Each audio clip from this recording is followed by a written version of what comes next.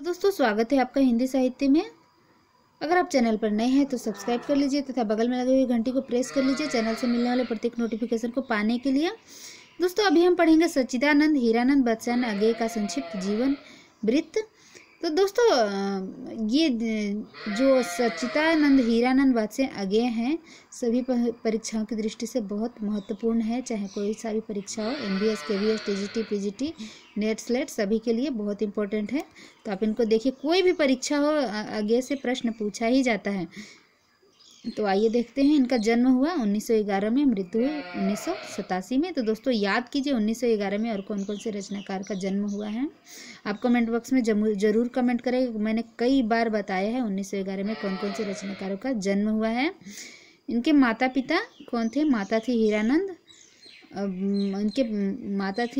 इनके पिताजी थे हीरानंद और माता थी वयंती देवी।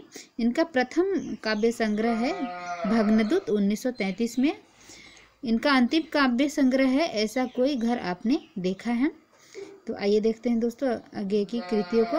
भग्नदूत जो कि प्रथम काव्य संग्रह है 1933 में, चिंता 1942 में, इतलेयम 1946 में, हरी घास पर छड़वर 1949 में, बाबरा अहेरी 1954 में, इंद्रधनुष रौदे हुए 1957 में, अरि ओ करुणा प्रभामय 1959 में, आंगन के पार द्वार 1961 में, पूर्वा 1965 में, सुनहले सेवाल 1966 में, कितनी नाव में कितनी बार 1967 में, क्योंकि मैं उसे जानता हूँ 1969 में, सागर मुद्रा 1970 में, पहले मैं सन्नाटा बुनता हूँ 1973 में, महावृक्ष के नीचे 1977 में, नदी की बाग छाया 1981 में, ऐसा कोई घर आपने देखा है 1986 में।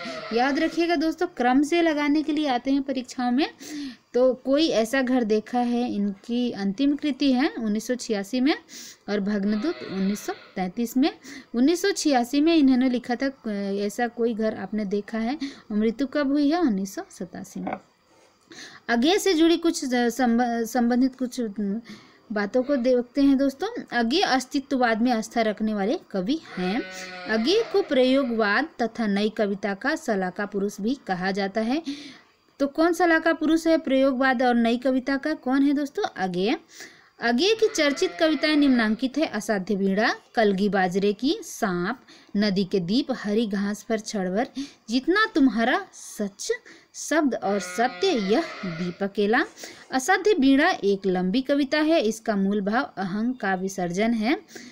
मुक्तिबोध का पूरा नाम अभी हम पढ़ेंगे दोस्तों मुक्तिबोध के बारे में। तो आइए देखते हैं। मुक्तिबोध का पूरा नाम गजानन माधव था। इन्हें गहन अनुभूति और तीव्र इंद्रिय बोध का कवि भी कहा जाता है। मुक्तिबोध की 2 काव्य कृतियां प्रकाशित है, जिनमें है चांद का मुंह टेढ़ा 1964 में और भूरी भूरी खाक धूली 1980 में। मुक्तिबोध की चर्चित कविताएं निम्नांकित है: अंधेरे में, ब्रह्मराक्षस, अंतःकरण का आयतन, भूल गलती। अंधेरे में का पहला प्रकाशन कल्पना में 1964 ईस्वी में हुआ था। याद रखिएगा दोस्तों कब हुआ था अंधेरे में का पहला प्रकाशन कल्पना नामक पत्र में, और कब हुआ था? 1964 में। आशंका के दीप अंधेरे में नाम से हुआ था। किस नाम से हुआ था? आशंका के दीप अंधेरे में नाम से हुआ था। रामस्वरूप चतुर्वेदी ने लिखा है मुक्तिबोध का काव्य संकलन चांद का मुंह टेढ़ा है एक बड़े कलाकार की स्केच बुक लगता है। कैसा लगता है दोस्तों? बड़े कलाकार की स्केच बुक लगता है। किसने कहा है मुक्तिबोध के बारे में? रामस्वरूप चतुर्वेदी ने। ऐसे प्रश्न पूछे जाते हैं परीक्षाओं में, आप याद रखिएगा। अंधेरे में एक लंबी कविता है। विभिन्न आलोचकों ने इसे विभिन्न दृष्टिकोण से देखा है।